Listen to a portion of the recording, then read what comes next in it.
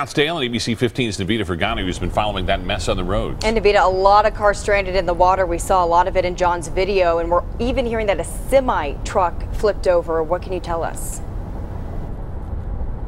Well, Stephanie, we've had an extremely busy night. We've been tracking storms across the valley. The rain was coming down pretty hard. The wind was so strong we could actually feel our SUV shake. Let's take you to our first stop of the I-17 right before the I-10 stack, causing a lot of problems for drivers with water in the roadways. It was extremely dark, so when you were driving down the 17, that water in that roadway really snuck up on you, so drivers had to be careful. We then saw a horrible accident at the I-10 just north of the 7th, or just west of the 7th Avenue exit. We saw a semi-truck turned over. A passenger car actually crashed into it and was partially underneath that semi-truck.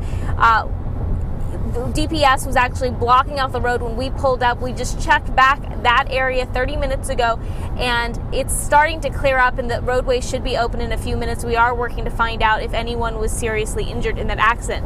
Then we were headed east on the I-10 into the tunnel.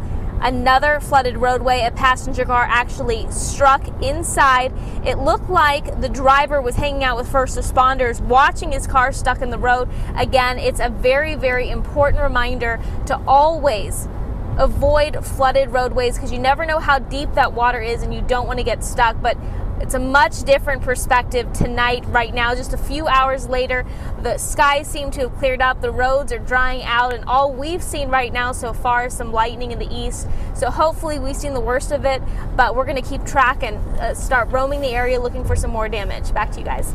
Yeah, we know those entrance ramps on I-10 were shut down by ADOT a little bit earlier. Here's a shot of the lightning from earlier from Air 15. Heck, it was so bad our pilots could only stay airborne for maybe a couple or 3 minutes before having to land for their own safety. Yeah, meantime, here at the ABC 15 studios, the rain came down in buckets and fell so hard it actually sounded like hail from inside.